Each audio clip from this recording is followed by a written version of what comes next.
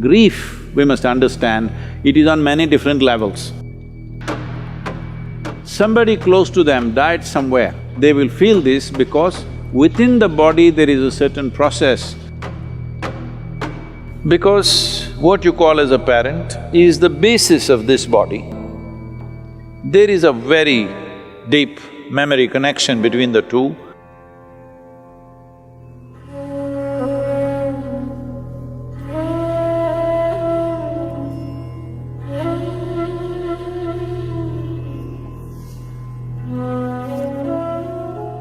Death simply means somebody who was available to you is now absent, that's all. It is not because one life vanished, you're crying about it. It is just that somebody who was, filling a part of the collage for you is absent, so it leaves a hole in your life. Depending upon how close they were, accordingly it leaves that big a hole in your life. So, what you're battling with is not the death of a person, what you're battling with is the size of the hole they have left in your life. Suppose a faraway relative or a friend, somebody that you know, an acquaintance died, you feel bad for an hour and then you get back to normal.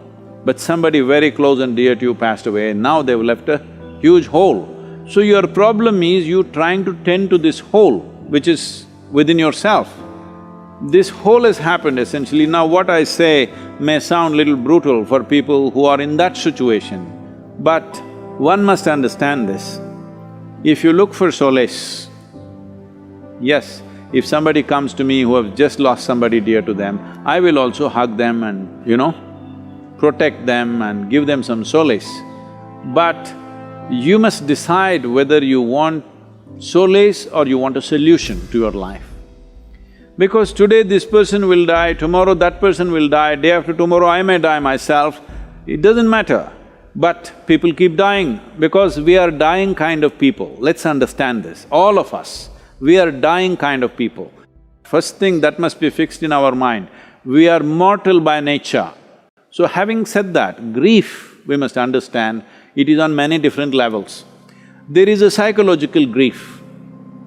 In thought and emotion you suffer the loss of the person.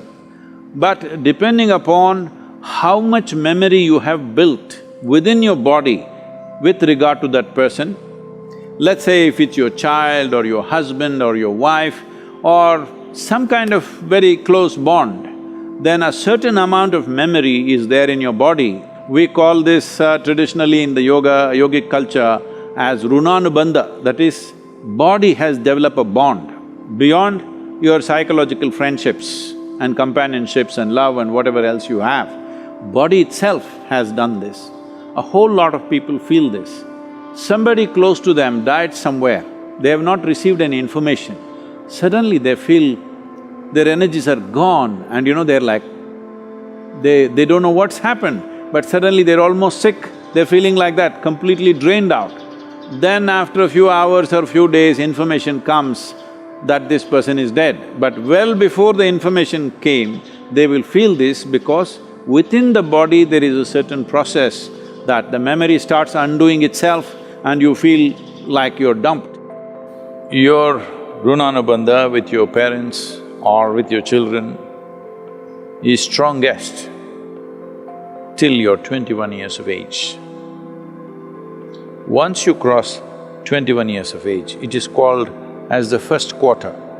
In the yogic way of looking at it, 84 is the cycle of life. The first quarter is 21. Up to 21, if you lose a parent or if you lose a child below 21 years of age, the pain will not just be emotional, it'll be physical. It will manifest in the body because there is a strong runanubandha.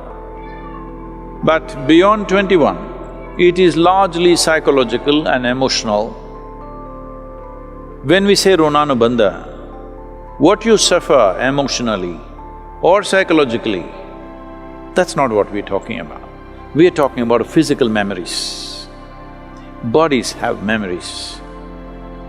Because what you call as a parent is the basis of this body. There is a very deep memory connection between the two that is at its strongest till 21 years of age. Once you pass that, it is weakened. Is it gone? Not totally gone, weakened. Let us say you're 42 years of age and you're a man, then you still have a reasonably painful runanubandha. But let us say you're 42 years of age and you're a woman, your runanubandha is almost negligible. Not that it's not there, it's there, but very, very low. So, the suffering that you go through is largely emotional and psychological. If you're psychologically very stable, emotionally balanced, you will see you will handle it quite effortlessly because there is no physical turmoil going on in the system. But the same thing, if they lose their husband, that runanubandha is physically painful because that is a different type of runanubandha. A child below 7.5 years of age doesn't have much runanubandha. The mother and father may have enormous runanubandha, but on the other side, there is not much runanubandha. This is not just for psychological reasons. A child below 7.5 years of age doesn't suffer much, doesn't go through the turmoil physically. May suffer because of not being taken care of and, those kind of situations if they are there. I don't want to go into the detailed mechanics of what it is, but if you are over 42 years of age and you are a woman and you lost a parent, this is why in this culture, women are not required to do karmas. Karma is done for the dead, not so much for you. But if you're below 21 years of age, it's very, very important you do it because it's both for the dead and for you. It's very important for you because the person who died, whatever happens, happens.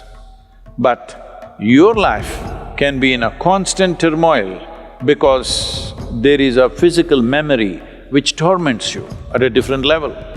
Even if you're mentally stable, emotionally very balanced, still there is a certain torment going within you. For this, there are yogic processes with which you can rejuvenate the system. There's a whole system of things to do. Here at the yoga center, we've kept it very alive. For people who lose their loved ones, we do certain processes so that the physical memory is taken away. Once the physical memory is taken away, the psychological suffering can be dealt with by the individual person much more easily.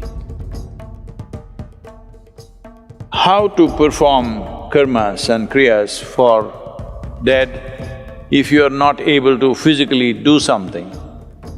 The simple thing is to go into a 3-day period of sadhana, because internally you can do this. Beyond a certain age, it is largely for the dead that we are doing it. But there is an element of that, it's not totally gone. Our bodies are never 100% free from the genetic process that we have received from our parentage. There is a way to be above that, but we are not absolutely free. Physical body functions in a certain way. So, just 3 days of withdrawal and a certain type of sadhana, if you don't know anything else, simply just do the Maha Mantra, Om Namah Shivaya intensely for 3 days as much as you can.